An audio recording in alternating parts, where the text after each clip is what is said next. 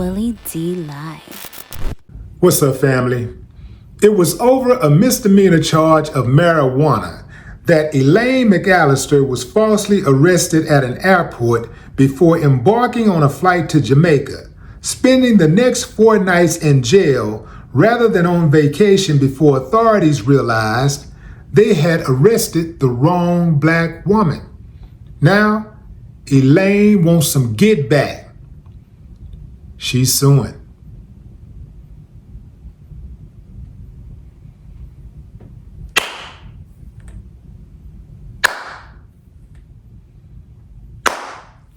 Stroke the check, clown. That's right, stroke the check. Break 'em. Get as much as you can get. 200 million ain't enough. Now I know some of you, how can you put a price on peace of mind? How can you put a price on justice? You really can't. But you really can. Some kind of payment is due. Elaine, now 31, has filed a lawsuit against the Kansas City airport police officers who arrested her at Kansas City International Airport in 2023, accusing them of false arrests, racial discrimination, and harassment. So who is Elaine attempting to hold accountable for this travesty? The defendants listed in the lawsuit are Kansas City airport police officers Kyle Grewalt and Matthew Zills, as well as the city of Kansas City, which oversees the airport. Now I know some of you are, well, why has it always got to be about race? You're always bringing race into the equation. Shut up. It's always about race in this old ragged-ass country. It's always about race, and you know it. You just don't want to hear it because you feel some type of guilt. You feel some type of shame. So you don't want anybody looking at you like you're one of them. Yeah, that's right. I gotcha. Listen, if it don't apply, let it fly. The reason this caught my attention is because Elaine's arrest is just one of thousands of black people being falsely arrested for matching the description of another black person. And sometimes it's not even a black person. Do y'all remember the case where the police were at this, I think it was a hotel or a motel, and it had those outdoor accessible rooms, and the police detained a black guy. They were looking for a white guy, and the black guy came across, and also the black guy was an employee at the hotel. He was an employee. The white guy was supposed to be a guest. The black guy was like, look, I work here. Look, I got the uniform on. I work here. The cop was like, well, how do I know that? How, turn around and cuffed him and all this.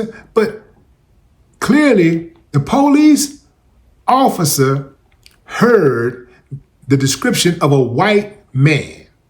That's what came across the radio. He was looking for a white male, and he detained a black male. Y'all know damn well if the shoe was on the other foot, it wouldn't have went down like that.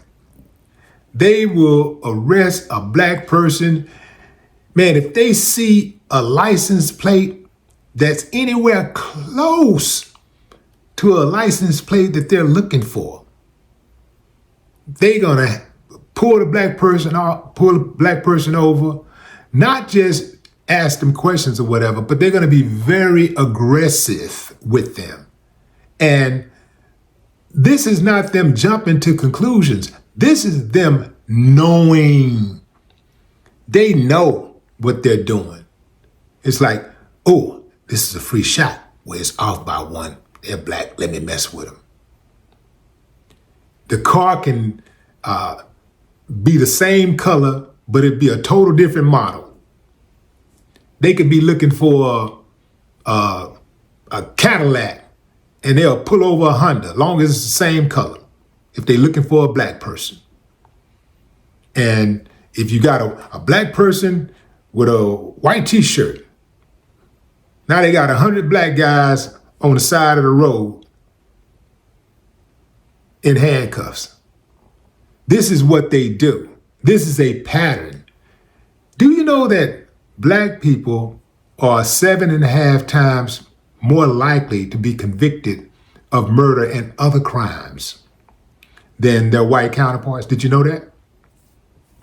And they're even more likely to be convicted if the victim is white. This ain't happenstance, family. This is by design. This is what they do.